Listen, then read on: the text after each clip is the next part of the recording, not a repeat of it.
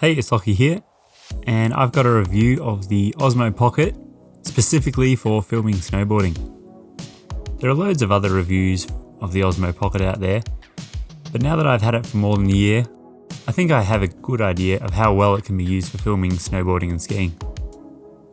Basically, it's a small handheld gimbal that can film up to 4K at 60 frames a second, and it gets really nice footage considering the size.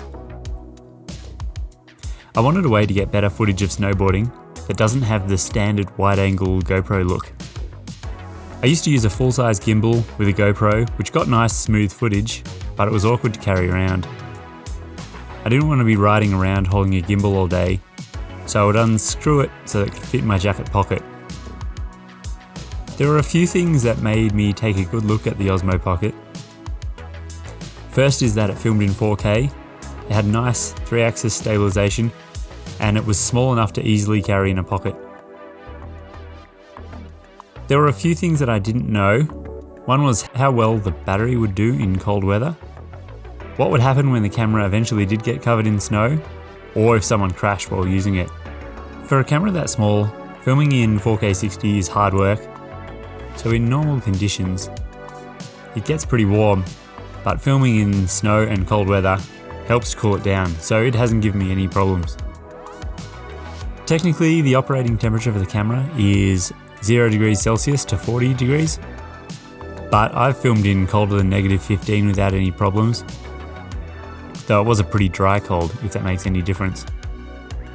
The case that it comes with protects the lens and all the moving parts, and I guess helps keep the whole lot a little warmer. On really cold days where it was close to -20, I had a hand warmer that I left in my pocket and the camera sat next, which kept the camera warm, and I didn't notice the battery percentage go down at all while it wasn't being used. Although there are a whole bunch of different modes to film in, I pretty much just use two: 4K 60 for most things, and 1080 at 120 frames for slow motion. The 4K 60 is the most useful for me because it lets me slow the footage down to half speed while still looking smooth, and I can still crop in tons if the framing wasn't right, or if the person being filmed was too far away. Filming that mode makes fairly big files, but nothing super crazy. The 1080 slow motion isn't used as much, but it does make some nice smooth slow motion, though it crops in even further than regular filming modes. If you are filming slow motion, you need to follow from even further back than normal. Like any action camera, or camera with a small sensor, it does a much better job in bright sunlight. The quality is noticeably better, but it still is not bad on grey days. Unlike a GoPro, you have to get used to how the Osmo Pocket focuses. I use AFC most of the time, which is the continuous autofocus, and although it seems pretty good, occasionally you'll still see it hunting for focus, or it might focus on the trees in the background and not the rider. If you're filming normally, you can just touch the screen to tell it where to focus on, though I never bother when I'm filming riding someone, as I'm wearing gloves or mittens and focusing on riding myself rather than trying to get it to focus on the tiny little screen. It's much easier to see what's going on if you have your phone connected and use that as the screen, and it lets you access all the settings, but I don't trust the strength of the charging port of my phone to be able to hold the Osmo Pocket, and I want the whole lot to be small and easy to use, so connecting your phone just makes it a bit too big and awkward. For follow cams, I normally leave the camera set on tilt locked and slow follow.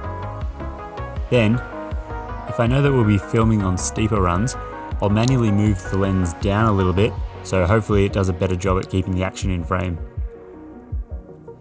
It seems to be the nicest and smoothest, though if someone is going to be quickly moving across a run or changing directions, you do need to predict and start moving the camera almost before they do, so the gimbal has time to catch up.